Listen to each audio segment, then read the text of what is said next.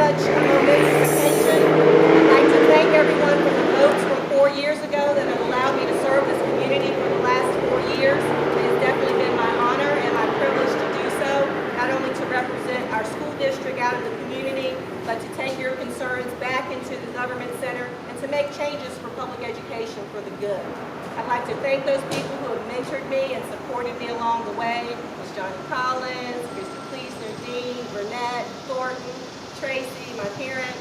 It's really been a great ride, and without your support, I would not have been able to do this work for the last 4 years. I want to thank those people that stop me in the grocery stores and ask me questions and say, hey, did I see you on TV? And I say yes, because without those folks and their children, the work that we do would be useless.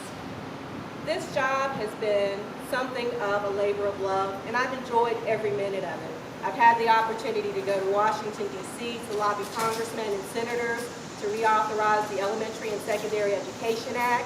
I've had the opportunity to spend time with our county commissioners pushing for more funding for our schools, not only for the operating budget, but for the capital budget. I've had the opportunity to work nationally as I serve on the Council of Urban Boards of Education, or CUBE, working to represent over 100 urban school districts around the U.S., the Virgin Islands, and Canada. And I brought that expertise back to this school district to benefit our schools, our educators, our teachers, and ultimately our students. But I do this work for you all, and I do it for the kids because I know how vitally important it is. Several months ago, many of you heard that Charlotte was ranked at the bottom of economic mobility study, and it shouldn't be that way. And a big part of the reason I do this work is because I recognize that education is the passport away from that bottom of the list status.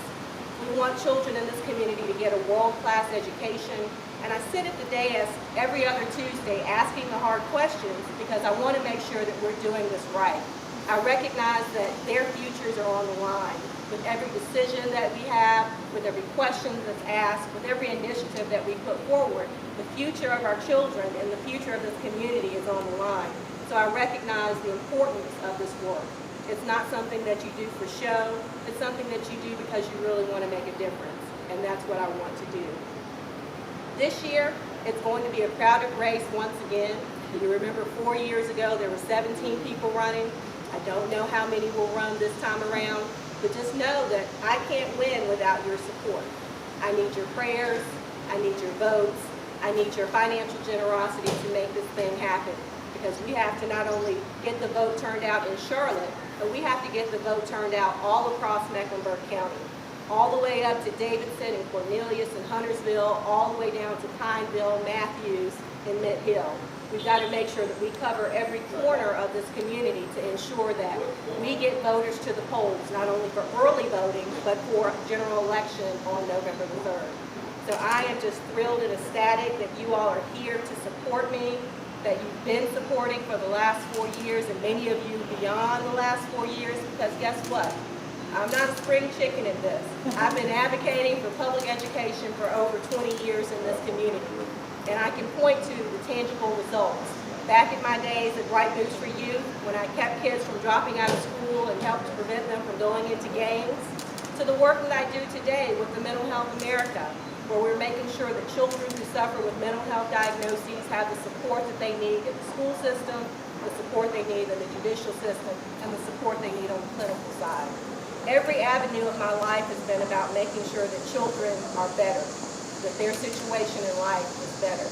And that will continue if I'm allowed to continue to serve you on the school board.